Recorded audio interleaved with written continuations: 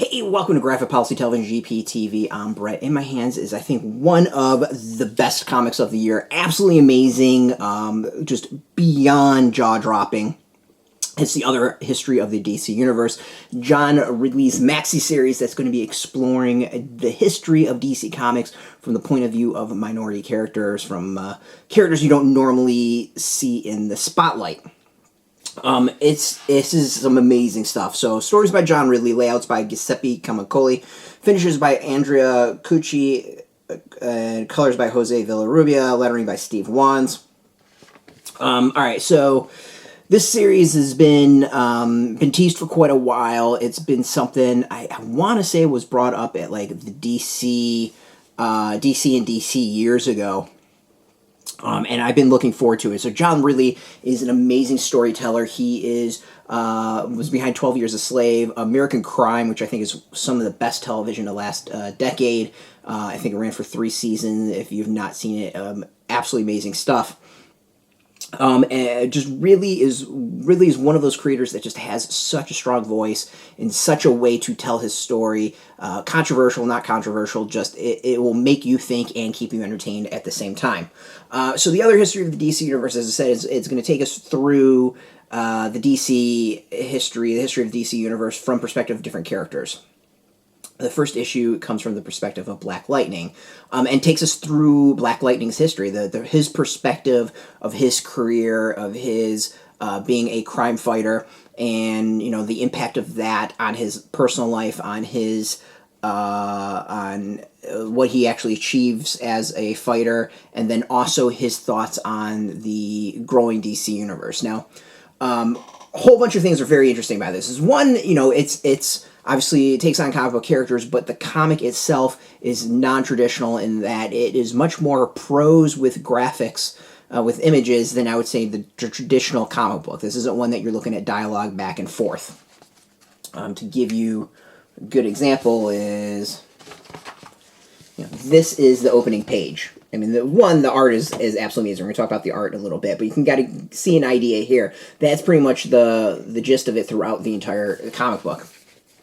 So that's the first thing. The next is, it's brutally honest. I mean, it really talks and gives a very, I think, honest opinion about the merging DC universe from that perspective of Black Lightning. Now, the thing that kind of throws me a little bit is that this takes place from like the mid-70s to mid-90s, roughly, and it has like the DC universe emerging in like that mid-70s, 80s, somewhere around there. So, it kind of is weird on like how this ties into the actual DC universe, but I'm kind of ignoring that and just taking it as like this is just perspective of a bit of the DC universe and some of its history and giving it a different spin. The other is like, I'm not the one who knows tons of Black Lightning. This isn't a character I've read through his history. I haven't read, all his comics, stuff like that. So, I'm taking it for what it is as far as, how much it actually depicts what has happened in comics. But, what I think is really amazing is that it's honest. Like, it really takes, I think, Jefferson Pierce's his life and puts it in the context of the 70s, the 80s, Reaganism, the very lily white start of the Justice League, and heroes in general, and kind of DC Universe, and really lays it out there, like the fact that like you have these characters who have powers of gods. Superman, Wonder Woman, I mean even Batman to some extent with his wealth and intelligence.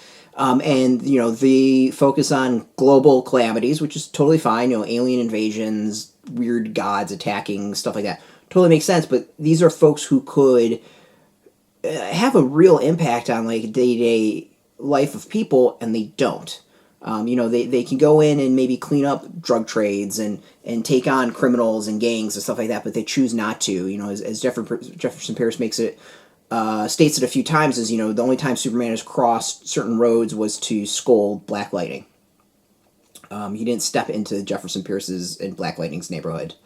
And I think that's just, it's a brutal, honest thing that should be said. And there's going to be people it pisses off, and it's totally fine, but, there's a truth to it.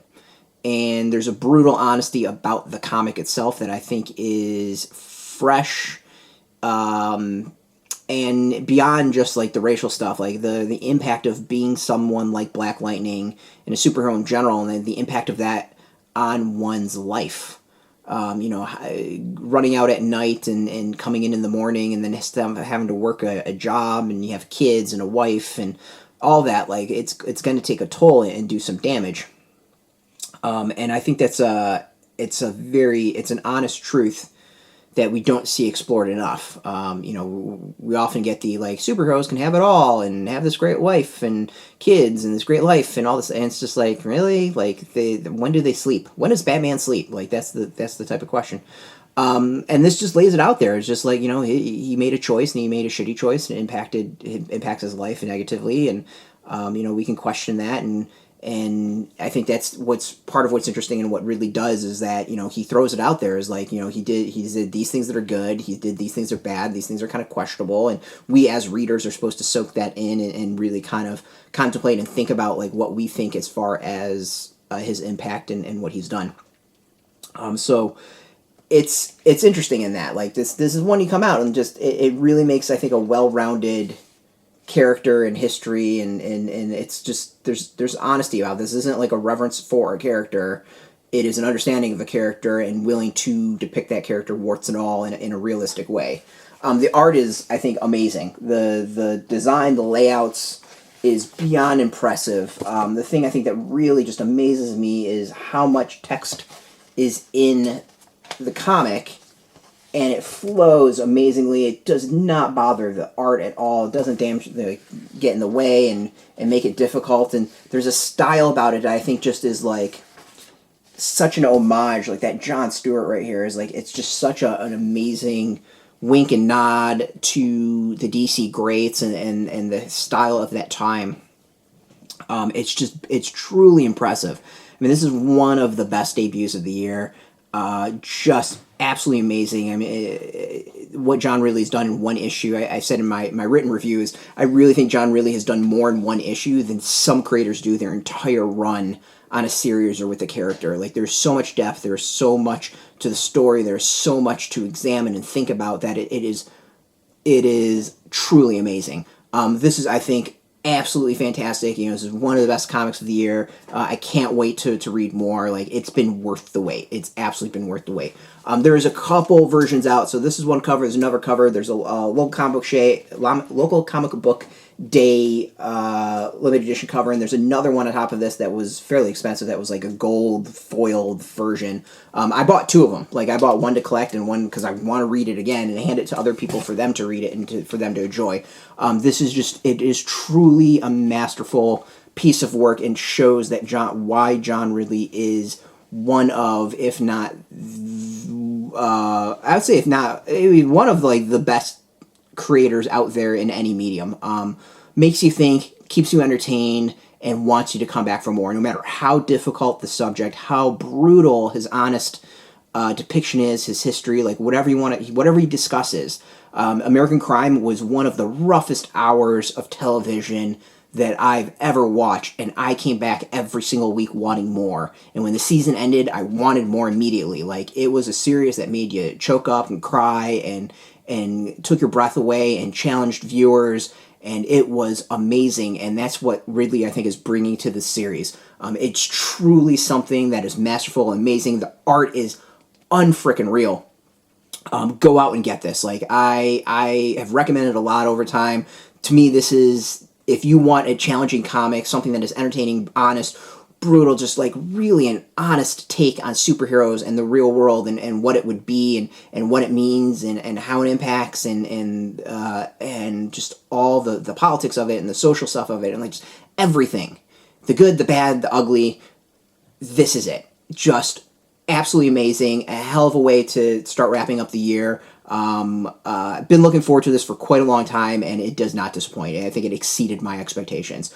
Truly just an amazing piece of art. Go get it. It's in comic shops now. We got a link beneath this video. Put in your zip code. Tell if a shop's near you. No shop, no problem. We do have some affiliate links that are affiliate links, so we get a small percentage of that. By doing that, you help support our site. Go get this. As always, much appreciated. Thank you for watching. If you want the latest DC comic news, comics in general, check us out every single day at graphicpolicy.com. We're on Twitter, Facebook, YouTube, Tumblr, all at Graphic Policy. Keeping it nice and consistent. So until then, keep reading those comics and keep it geeky.